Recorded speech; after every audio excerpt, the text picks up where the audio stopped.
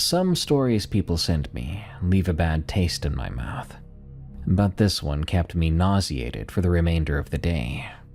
Which is good, I guess, because I wouldn't want to be too hungry. This story, titled "The Case That Made Me Regret Becoming a Police Officer," from an anonymous individual, describes an extremely disturbing incident that happened just before Christmas in what I believe is Wisconsin. And I sincerely hope it isn't as true as the author claims it to be. They don't say the year this happened, but if there's an ounce of truth to this story, the next time you see snow, you'll be barricading your doors and windows. Because I'm about to tell you how to make a Wendigo.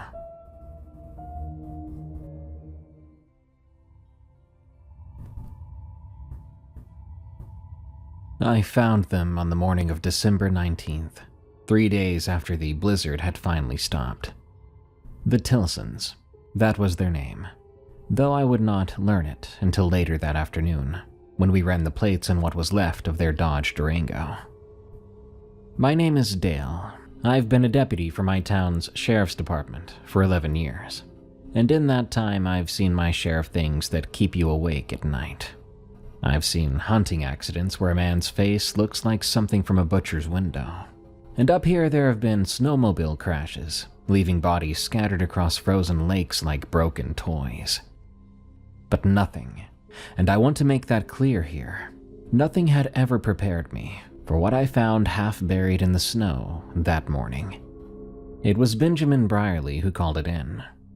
Benjamin runs a small construction operation about 4 miles north of town, and he'd been trying to get his equipment out to a site near the Chequamegon forest line.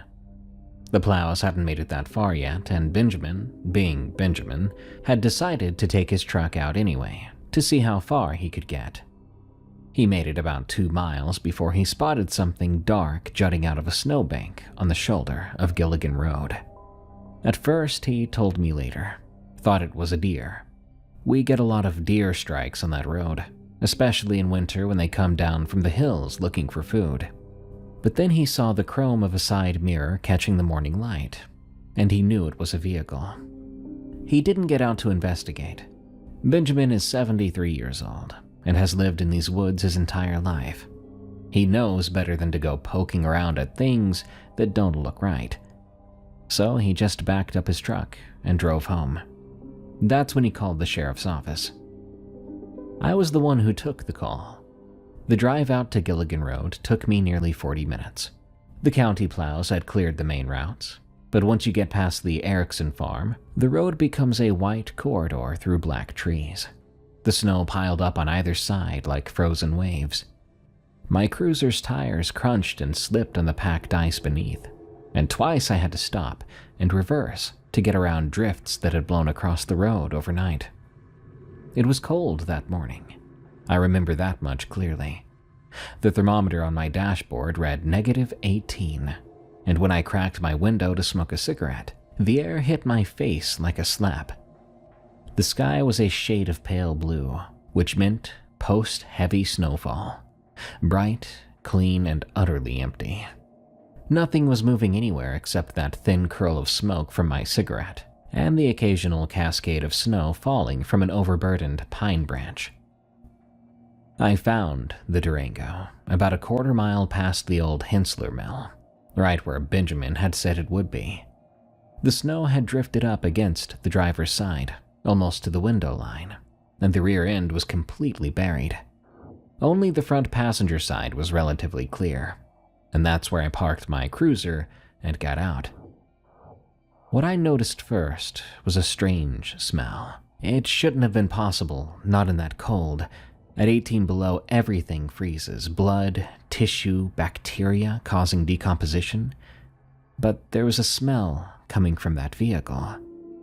Faint, yes, it was, masked by the clean bite of winter air, but unmistakable. It was the smell of meat.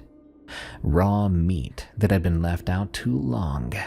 Sweet and thick. I approached the Durango with my hand on my sidearm, though I couldn't have told you what I expected to find.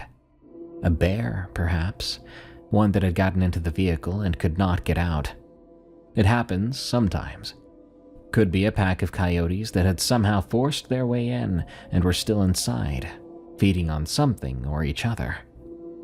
But even as I thought about it, I knew that didn't make sense. The doors were closed, and the side windows I could see were intact.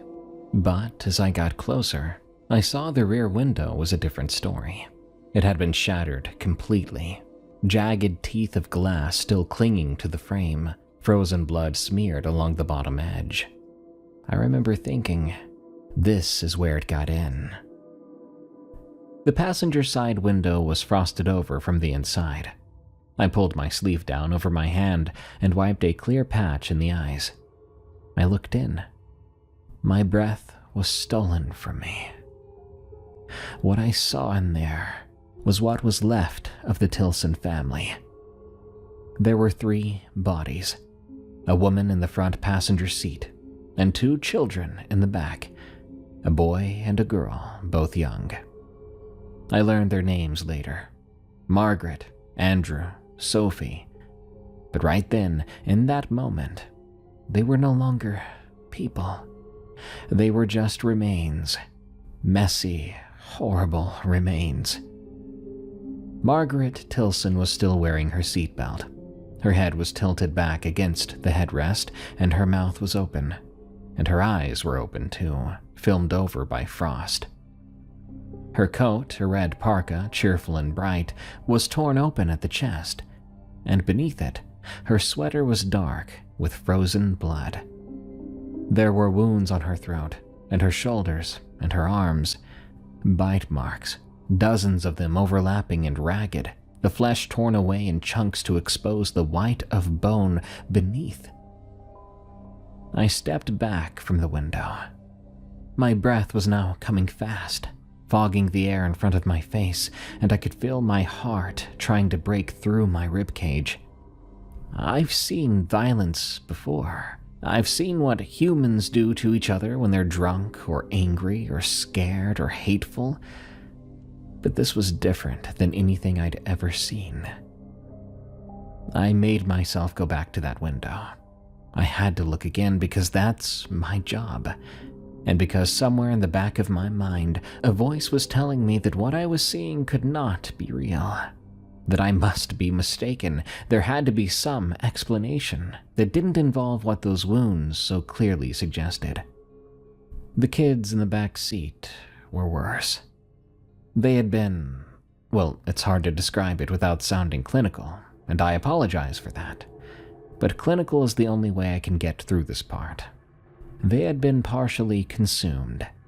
Large portions of soft tissue had been removed from their arms and legs and torsos. Andrew, the boy, was missing most of his left thigh. The girl, Sophie, had wounds on her face that had taken her cheeks and her lips and most of her nose. And there was the driver's seat. The driver's seat was empty. I walked around to the rear of the vehicle, where the broken window gaped like a wound. Below it, the snow was disturbed, a rough, irregular furrow cutting through the drifts toward the tree line about 30 yards away. It looked like something had been dragged. The trail was smeared with blood, dark against the white snow, and it led into the forest, disappearing into the shadows between the pines. Something had been pulled out of that vehicle. That was my assumption. That was the only thing that made sense. I called it in. I stood there in the snow beside that charnel house of a vehicle, and I called Sheriff Carnegie, telling him what I'd found, telling him we needed everyone, medical examiner, state police, search and rescue, everyone. Then I went back to my cruiser, and I sat in the driver's seat with the heater running and the doors locked, and I watched the tree line until backup arrived. I want to be clear about something. I was not afraid of what I might find in those woods. I was afraid of what I already knew was in there. Because sitting in that cruiser, looking at the trail of blood leading into the forest, I'd already constructed a narrative in my mind, a story that made sense of what I'd seen. A family traveling through the blizzard, taking a back road to avoid the worst of it, Or maybe lost, their GPS leading them astray. The car goes off the road, gets stuck, the snow piles up. They can't get out, they try their phones, but there's no signal out there. There never is. They wait for help that doesn't come.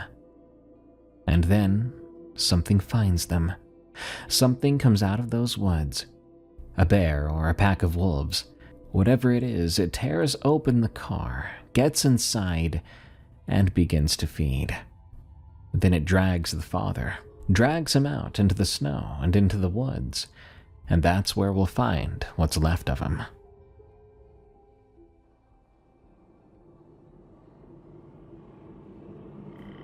That's the story I told myself, the story I believed. I was wrong. The team arrived within the hour.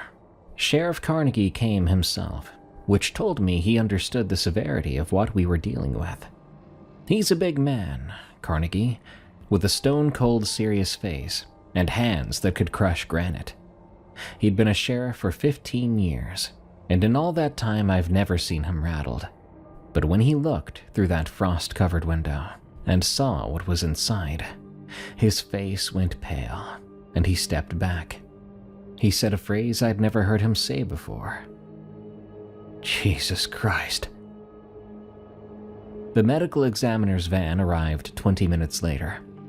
Dr. Marnella Verde, we call her Marnie, climbed out with her two assistants, and I watched her face as she approached the vehicle.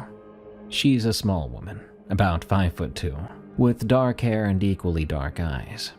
And she has the steadiest hands I have ever seen. I've watched her perform autopsies on bodies that would make most people vomit. And she never flinches, never even looks away. But she looked at the Tilson family, and I saw her flinch. "Get me a full kit," she said to her assistants. Her voice was flat, controlled. "And call Dr. Paddocks in Ashland. Tell him I need a consult. Tell him it's urgent." "What is it?" I asked. "What do you see?" Marnie looked at me. Her dark eyes were unreadable. "I see a lot of things that don't add up, Deputy. And I'm not going to speculate until I've had a chance to examine them properly. But I will tell you this." She paused. She glanced back at the vehicle. "Those wounds weren't made by any animal I'm familiar with." "What do you mean?" I asked. "Just the pattern and the radius to the bites. The entire methodology is wrong." She shook her head. "I'll know more once I get them back to the lab. But right now I don't know what made those wounds. Not even a guess." I pointed toward the tree line. "There's a drag trail leading into the woods. A wedding band on the woman's finger, empty driver's seat. We're assuming a fourth victim, the father. Whatever got in through that rear window must have hauled him out the same way." Marnie studied the trail for a moment, then turned back toward her van. "I'll know more once I examine the remains." Then she walked away. Search and rescue assembled their team.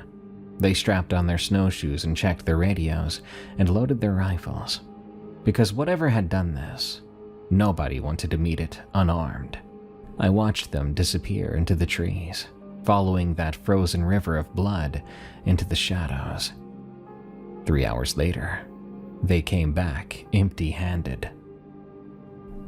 The trail, they told me, went on for almost a mile.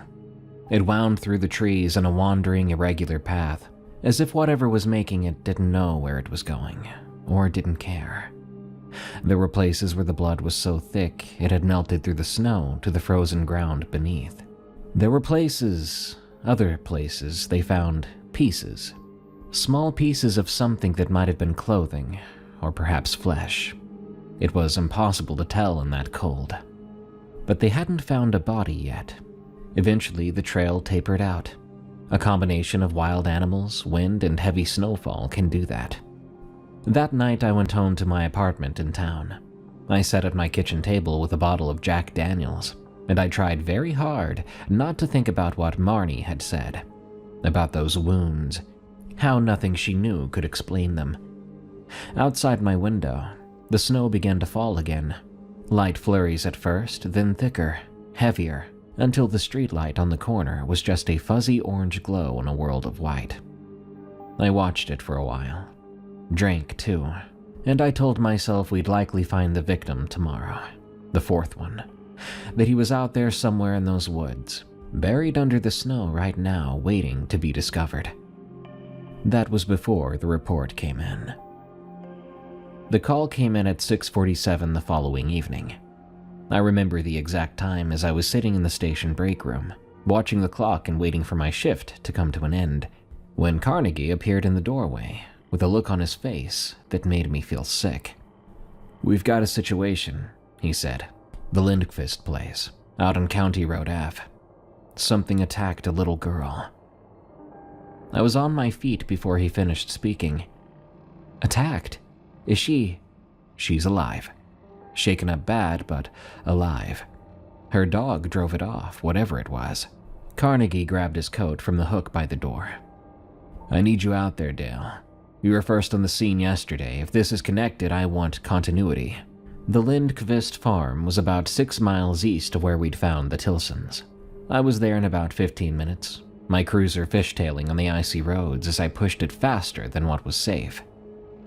The snow had stopped falling sometime during the night, but the clouds were still low and heavy, and the light was fading fast.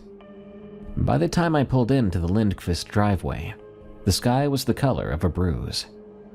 The farmhouse was old but well-maintained, a 2-story clapboard structure with a wraparound porch and Christmas lights strung along the eaves. They were blinking red and green against the gathering darkness, and for some reason that detail struck me as obscene. Those cheerful lights, that festive glow, 4 days until Christmas, and somewhere out there in the woods, something was hunting. Carl Lindqvist met me at the door. He was a big man, Swedish stock, hands like shovels. I'd known him most of my life, actually. He'd been friends with my father back when my father was still around, and I'd never seen him look the way he looked that night. His face was stricken. His eyes were red-rimmed and wet. He kept glancing over his shoulder toward the interior of the house, like he was expecting something to come lunging out of the shadows. "She's in the kitchen," he said, "with her mother. She won't stop shaking, Dale. She won't stop." "What happened?" Carl shook his head. "She was walking back from her friend's place, only a half-mile through the backfield. She's made that walk hundreds of times. She had the dog with her, thank God. Bruno." He paused and swallowed. "Something came out of those trees. Something came after her." The kitchen was warm and bright, smelling like coffee and cinnamon. Anna Lindqvist was sitting at the table with her daughter in her lap, rocking her gently back and forth. The girl, her name was Rachel. I remember now, Rachel Lindqvist. She'd been in the Christmas pageant at the Lutheran church last year. She was wrapped in a heavy quilt, shivering despite the heat from the wood stove in the corner. Her face was pale, nearly translucent, and her eyes had a distant, unfocused quality that I recognized. I'd seen that look before. It was the look of someone whose mind was trying very hard to be anywhere else. In the corner by the stove, lying on a folded blanket, was a German Shepherd. Bruno. He lifted his head when I came in and regarded me with dark but smart eyes. There was a bandage wrapped around his hindquarters, spotted with blood that had seeped through the gauze. "Deputy Purcell," said Anna. Her voice was steady, but I could see the effort it cost her. "Thank you for coming." "Mrs. Lindqvist." I pulled out a chair and sat down across from them, keeping my movements slow. "Hi, Rachel. I know this is hard, but I need you to tell me what happened. Can you do that?" Rachel didn't respond. She kept staring at some point over my shoulder, her small body trembling beneath the quilt. "She hasn't spoken since she came home," said Anna. "Not a word. She just sits there and shakes." I leaned forward. "Rachel, look at me, sweetheart." Reluctantly, the girl's eyes drifted to my face. They were blue, those eyes. a pale washed-out blue that reminded me of the winter sky, and there was something in them that made me want to look away. A knowledge, an awareness of something that no child should ever have to know. "I need you to tell me what you saw," I told her. "I know it's scary. I know you don't want to think about it, but there might be other people in danger, and you may be the only one who can help them. Do you understand?" Rachel stared at me. Eventually, she nodded, just slightly. "I was walking home," she said. Her voice was barely above a whisper. "Through the back field. Bruno was with me. He always walks with me." "That's good. What time was this?" "I don't know. It was getting dark, and my friend's mom gave me cookies to bring home, and I was carrying them in a bag, and Bruno was running ahead of me, the way he always does." She paused. She pulled the quilt tighter around her shoulders. "And then he stopped." "Bruno stopped?"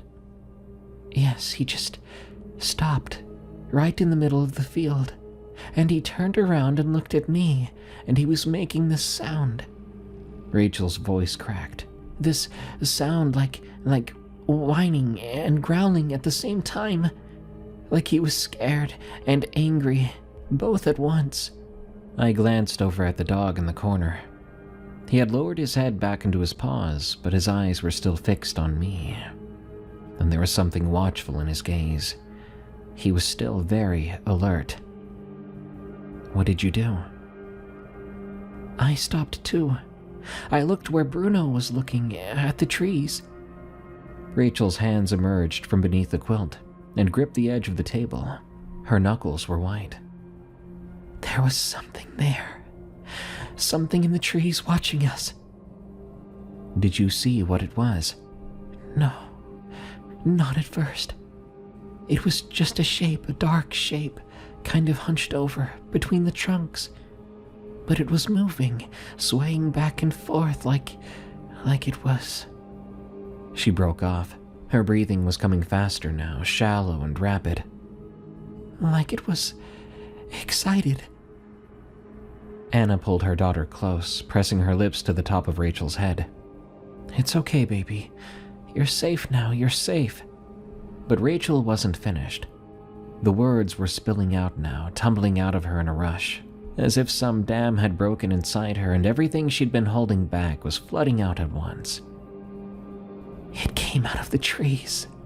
It came out and it started to run towards us. And it was so fast. Bruno ran at it, and I heard them. I heard..." She was crying now, tears streaming down her pale cheeks. "I heard Bruno screaming. Dogs don't scream, but he was screaming. And there were these sounds, wet sounds, and I ran and ran, and I didn't look back. I just ran until I got to the porch, and Daddy was there, and..." She dissolved into sobs, burying her face against her mother's chest. I sat there and watched her cry, and I felt something cold settle into the pit of my stomach. Something that had been there since I'd first looked through the frost-covered window and found what was left of the Tilson family. "Rachel," I said gently, "I need to ask you one more thing.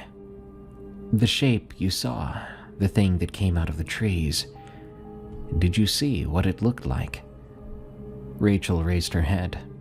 Her face was wet with tears and her nose was running, and she looked so young, so impossibly young. "It looked like a man. But wrong, all wrong. It was moving like a man, but also like he was an animal, on its hands and feet sometimes, and it was making sounds." "What kind of sounds?" Rachel's face crumbled. "Hungry sounds. It sounded hungry," she whispered.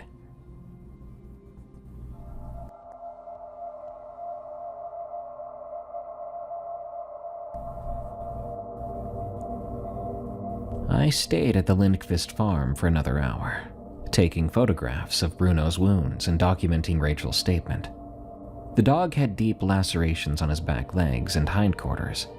Defensive wounds, I thought, from when he'd put himself between Rachel and whatever had come out of those trees. Carl told me that Bruno had come limping home almost 20 minutes after Rachel, dragging himself up the porch steps and collapsing in the kitchen.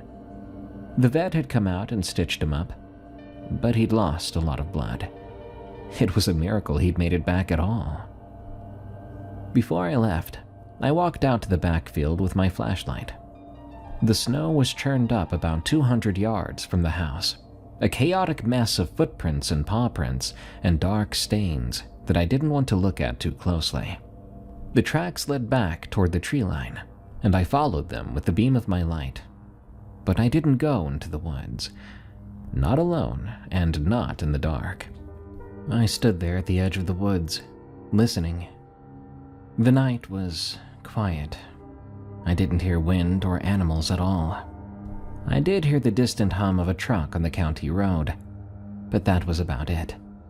But then, from somewhere deep in those trees, I heard something. A low and rhythmic sound, almost like breathing, but not quite. It rose and fell and rose and fell, and there was something about it that made my hair stand on end. Something that made me want to turn around instantly and walk away without looking back. So I walked away. I did not run, but I walked quickly, and I did not look back until I was in my cruiser with the doors locked and the engine running. The Lindqvist family decided to leave town temporarily after that incident. I was glad to see them out of harm's way. The next morning I called Marnie. She picked up on the fourth ring and sounded exhausted. She said, "I was going to call you. I've been working on the Tilson remains all night. There's something you need to see." So I drove to the county morgue in Ashland, a low brick building on the outskirts of town that always smelled faintly of formaldehyde. Marnie met me at the door and led me back to the examination room, where 3 steel tables held the draped forms of Margaret, Andrew, and Sophie Tilson. "I've completed the preliminary examinations," she said, pulling on a pair of latex gloves. "And I have to tell you, Dale, I've never seen anything like this." "Like what?" She walked to the first table and pulled back the sheet, revealing Margaret Tilson's upper body. The wounds I'd seen through the car window looked even worse under the harsh, fluorescent lights.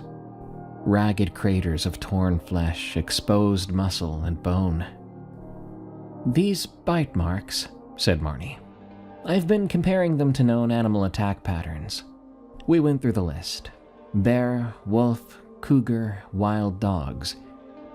But she shook her head. None of them match.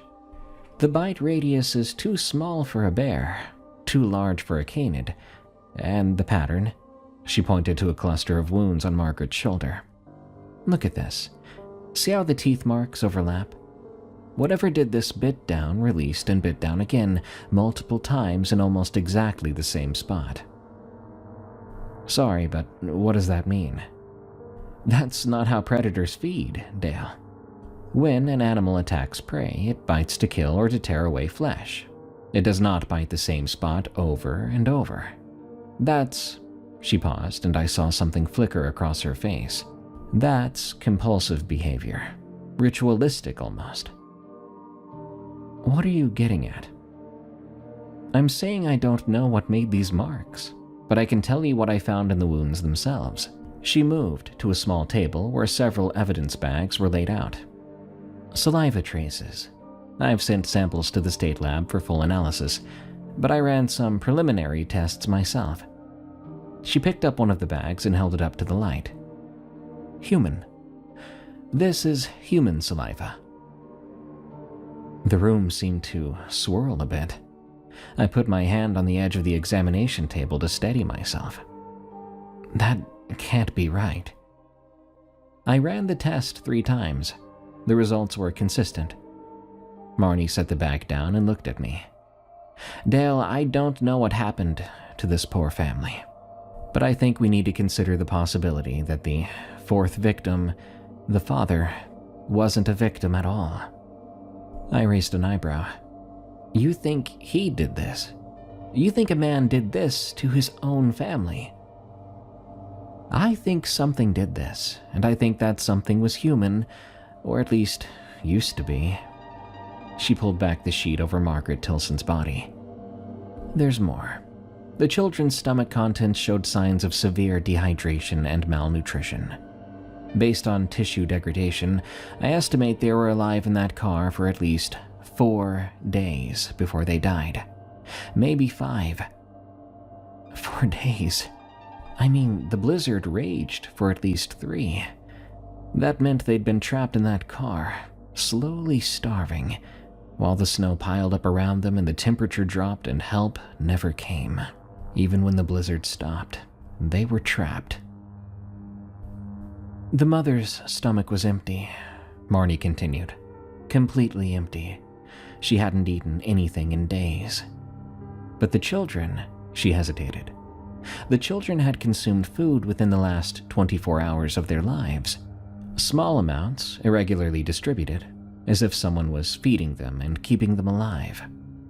I thought of what Rachel Lindqvist had said, the things she'd seen in the trees. It looked like a man, but wrong. All wrong. What about the father? I asked. Robert Tilson, any sign of him? They haven't told me anything more about the search and rescue. Marnie shook her head. Search teams have covered a 3-mile radius around the site. But there was nothing. No body, no clothing, no trace evidence. The trail went on and then vanished. It's like he just disappeared. But he hadn't disappeared.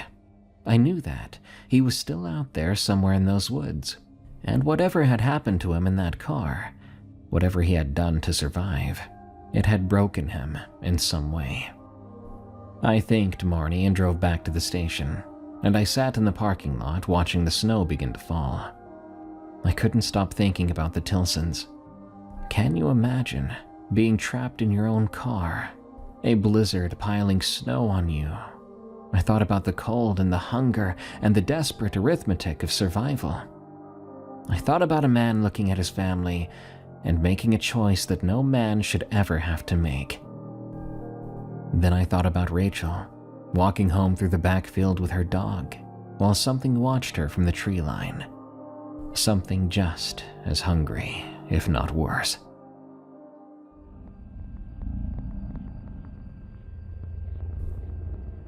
Three nights later, I encountered it myself. I had been working double shifts since the Tilson discovery, and Carnegie had finally ordered me to take a night off. But I couldn't sleep. Every time I closed my eyes, I saw Margaret Tilson's face. Her mouth open, her eyes filmed with frost, her body partially devoured. So instead of lying in bed and staring at the ceiling, I got back in my cruiser and drove around. Figured I was just patrolling, keeping an eye on things. But I knew where I was actually going, even if I wouldn't admit it to myself. I drove out past the Erickson farm, past the place where the plows had finally cleared the snow from Gilligan Road, past that spot where the Tilsons' Durango had been towed away 2 days earlier. I drove until the road turned to packed ice, and the trees grew closer on either side, and I kept driving. It was nearly midnight when my engine died. There was no warning, no sputter or cough. One moment I was driving and the next, everything just stopped. The engine, the headlights, the dashboard display, even the radio, which had been playing some old country station out of Duluth. It cut off mid-song and left nothing but silence. I found myself sitting in the dark, my hand still on the steering wheel, and I listened to the nothing. The night was overcast, and without my headlights, I couldn't see more than a few feet in any direction. The trees on either side of the road were just shapes, black against blacker, and the snow on the ground seemed to glow just faintly, reflecting light from some source I couldn't identify. I tried the ignition. Nothing. Then I tried it again. The engine wouldn't even turn over. I reached for my radio to call for assistance, but before my fingers touched it, I heard something. there was a sound from outside my car, from the woods. Breathing. It was so faint I thought I might be imagining it. But as I sat there in the silence, not moving, barely daring to breathe myself, the sound grew louder, clearer. It was coming from somewhere to my left, maybe 20 or 30 yards into the trees. A slow, rhythmic rasp of air being drawn in and expelled, in and out, in and out. And then I heard the footsteps. These weren't the crisp crunches of boots on snow. Something softer. It was something wetter, like bare feet slapping against ice. They were moving through the trees, circling around toward the front of my cruiser, and they were getting closer. I drew my sidearm. The weight of it in my hand was reassuring, solid and real in a way that nothing else seemed to be right now. I thumbed off the safety, pointing the barrel at my window, and I waited. The footsteps stopped. For a long moment, nothing happened. I sat there in the dark with my gun raised and my heart going mad. I could feel my pulse in my teeth, and I stared at the window, waiting for something to appear on the other side of that glass. But nothing did. And yet I could feel it out there. I could feel it, like when you know someone is looking at you from across the room. That sort of prickle on the back of your neck. That primitive awareness that something is watching. It was there, just beyond the reach of my vision, and it was looking at me. "Robert Tilson?" I called out. My voice sounded so strange. I felt really loud and really scared. "Robert, if that's you out there, I need you to come out and show yourself. I need you to walk out where I can see you. Right now." The breathing went on. In and out, in and out. "Robert, I know what happened. I know about the car. I know about your family." I think I was really just talking to fill the silence, to hear something other than that terrible rhythmic rasp. "Whatever you did, whatever happened out there, we can help you.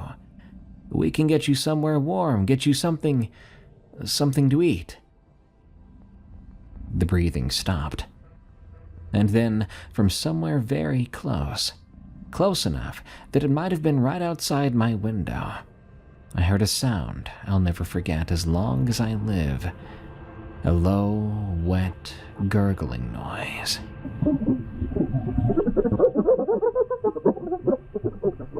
It rose and fell, and after a moment I realized what it was. Laughter.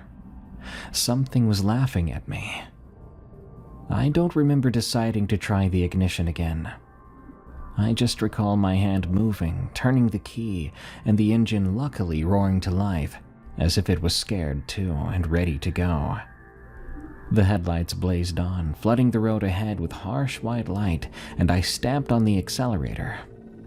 I drove for 3 miles before I trusted myself to stop. When I finally pulled over, my hands were shaking something fierce. I could barely hold onto the steering wheel. I sat there on the side of the road panting like a dog, and I looked in the rearview mirror. I saw nothing but darkness and snow and the faint red glow of my taillights reflecting off the ice. But I know what I heard out there was real, and I knew what it was, circling my car and watching me through the glass. It had let me go. We found the den on Christmas Eve. It was a search and rescue volunteer named Pete who spotted it. A dark opening in a snowbank about half a mile from where the Tilsons' car had been found. At first he thought it was an animal burrow. Could be a bear preparing for hibernation. But when he got closer, he saw the fabric. Red fabric. The same shade of red as Margaret Tilson's parka. I was part of the team that went in to investigate. There were 6 of us, all armed, moving in a tight formation through the trees. The snow was deep here, untouched by plows or foot traffic, and it came up past our knees as we approached the opening in the bank. Within 10 feet of the den, that same smell I'd discovered in the car hit us. "Jesus," said one of the volunteers. He was a younger guy around his mid-20s, and his face had gone the color of old paper. "What the heck is that?" I didn't tell him. I kept on moving, my rifle ready. My eyes were fixated on that dark opening. The den, because that's what it was, I realized. A den, a lair, a place where something had been living for some time. It was about 4 feet wide and about 6 feet deep. It had been hollowed out of the snowbank and reinforced with branches and strips of bark, creating this crude shelter against the cold. The floor was packed earth and dead leaves, and it was littered with various debris, like bones, scraps of cloth, some kid's shoe, small and pink, with a cartoon character on the side. "All right," I turned and said. "No one goes in. This is a crime scene. We document everything from out here and wait for forensics." But even as I said that, I was scanning the interior of the den with my flashlight, looking for something I hoped I wouldn't find. Someone's body. A corpse. Evidence that Robert Tilson had crawled in here and died, and that whatever had been stalking the woods around Harlan County had died with him. But there was no body. Beyond the debris, the den was empty. We were photographing the scene when I heard the same low rhythmic breathing sound which I'd heard outside my cruiser. It was coming from somewhere behind us, somewhere in the trees. "Nobody move," I said quietly. "None of you make a sound." We stood there in the snow, 6 grown men with rifles, and we listened to something breathe in the shadows between the pine trees. It circled us slowly, moving from tree to tree, never showing itself, never making any sound except that terrible wet rasp of air. It circled once, twice, 3 times, and then it was gone. We stayed calm, and we walked out of those woods in formation, covering each other. But we walked fast, and we didn't stop until we made it back to the road. Nobody said a word the entire way. That same day, we got the dental records back. I was at the station when Marnie called. She didn't waste time with pleasantries. She said to me, "You need to come down here, Dale, right now." I drove there at a very illegal speed. The sky was starting to darken with clouds, and the forecast was calling for another storm. A big one, perhaps the worst this season. Perfect timing for Christmas. Marnie was waiting for me in her office. She looked worse than I'd ever seen her. She had dark bags under her eyes. Her hair was coming loose from its bun, and her hands wrapped around a cup of coffee, which had long since gone cold. There were papers spread out all over her desk, and she was staring at them. "Close the door," she said. So I closed it. "Sit down." And so I sat. She pushed one of the papers across the desk toward me. It was a dental chart, covered in annotations and highlighted sections. I looked it over, but I didn't understand what I was seeing. That's Robert Tilson's dental record," said Marnie. "I requested it from his dentist in Minneapolis 3 days ago. I've been comparing it to the bite impressions I took from Margaret and the children." I felt that cold sensation again, that weight settling into my stomach. "And what did you find?" Marnie picked up another paper, this one covered in photographs, close-up shots of wound patterns and bite marks. "The impressions match, Dale. Every single one of them. The bite marks on Margaret, Andrew, and Sophie Tilson. They were all made by the same set of teeth." She looked up at me. "Robert Tilson's teeth." I stared at those photos. Then I stared at the dental chart. I tried to make myself understand what this meant, even though clearly I'd known all along. To be honest, I think I knew the very moment I saw that empty driver's seat and that blood trail leading into the woods. He ate them, I said. He ate his own family. It's worse than that. Marnie's voice was flat, drained of all emotion. I told you before that the children had consumed food in the last 24 hours of their lives. I've completed the analysis of their stomach contents. She paused. They were fed water regularly over a period of at least 4 days. Someone was keeping them hydrated, keeping them alive. If he was going to eat them, why would he do that? Because, Dale, dead meat freezes. Living meat does not. Marnie's eyes met mine, and I saw something in them that might have been horror, or might have been a terrible kind of understanding. At 18 below, a body becomes useless for a predator within hours. The flesh freezes solid.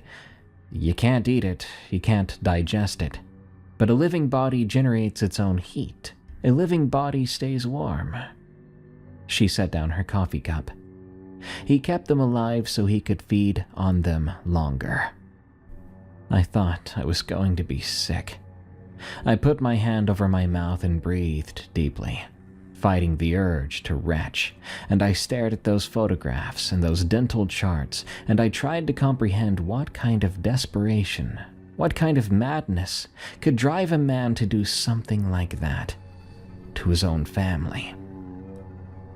The mother, I said. You told me her stomach was empty.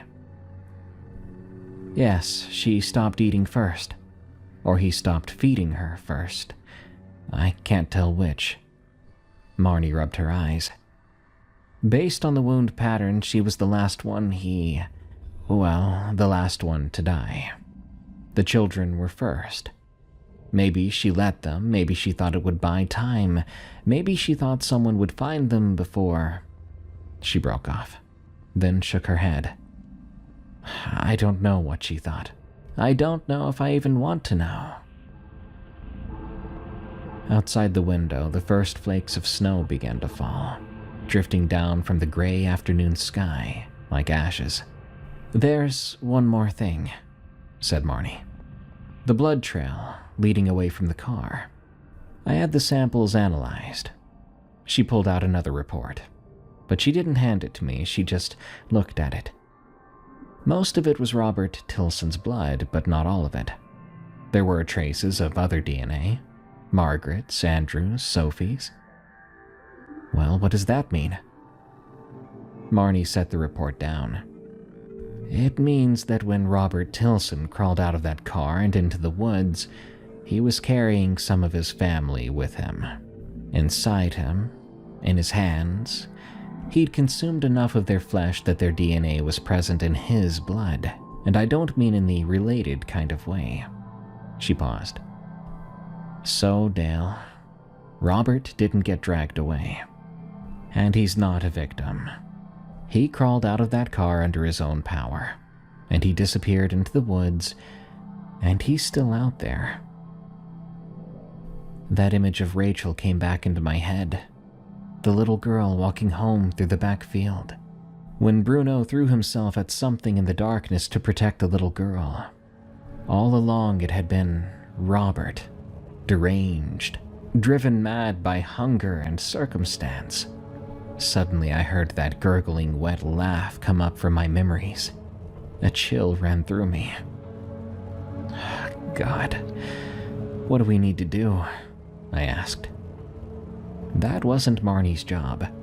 She gathered up the papers on her desk and straightened them into a neat pile. You need to catch him. My official report will list the truth. But Dale... I looked up at her. She said to me, this is something we probably don't want the public knowing for a while.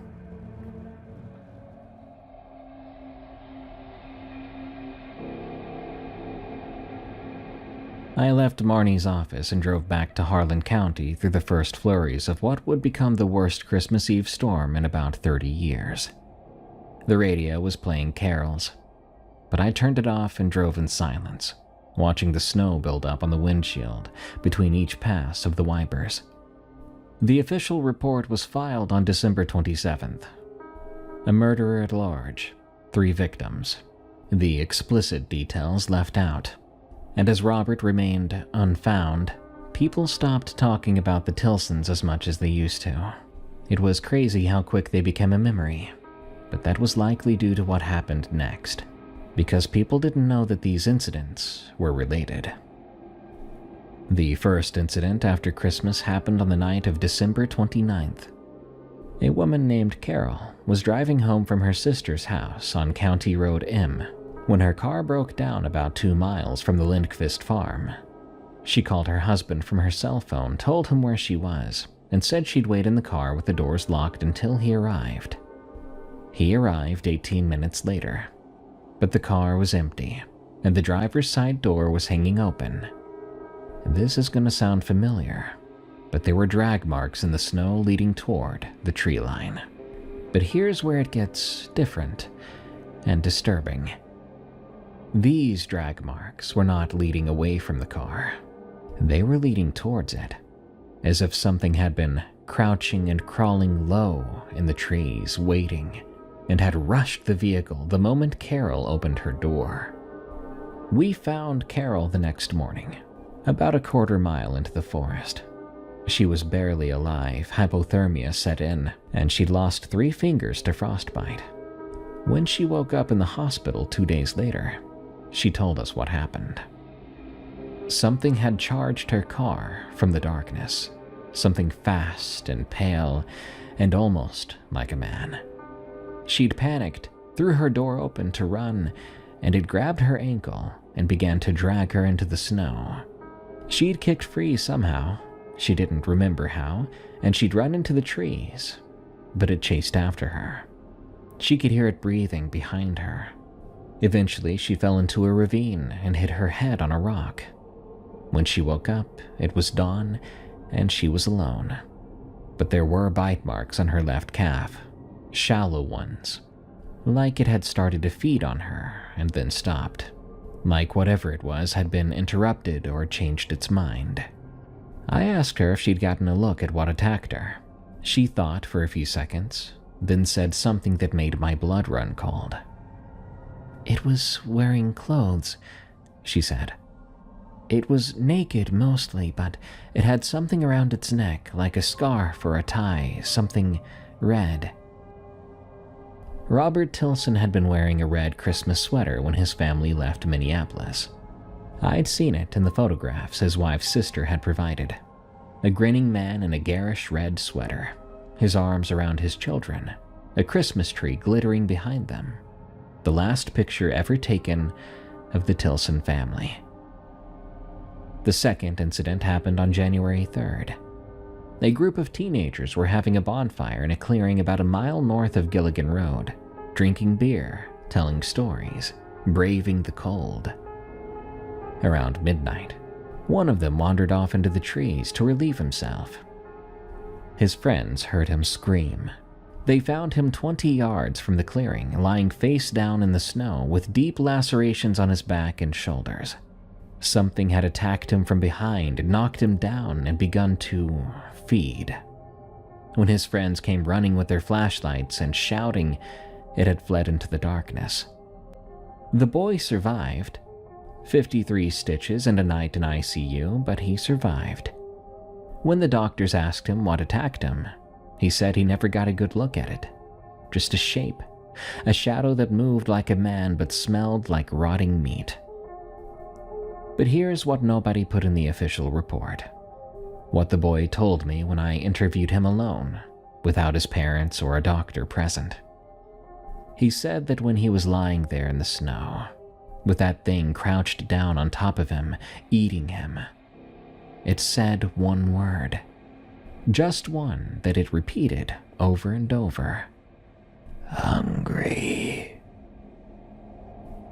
The old-timers in Harlan County have a name for what Robert Tilson became. The Ojibwe who lived in these woods for centuries before the first Europeans arrived knew too. They had stories about what happened to people who consumed human flesh, about the hunger that followed, and about how it hollowed you out from the inside until there was nothing left but appetite. Wendigo. That's the word. If you look it up on the internet, you get a bunch of art of a creature with antlers or a deer skull head. But what the actual folklore shows you is something described as a demon of the frozen north. Something that dates back to missionaries and fur traders in the 1700s, of accounts of men becoming something. The Wendigo is not a giant monster in the woods. It's something that attacks you from the inside and changes who you are. It's a transformation that starts with an act of desperation and ends with the complete annihilation of everything human inside you. The hunger doesn't just consume your body. It consumes your soul.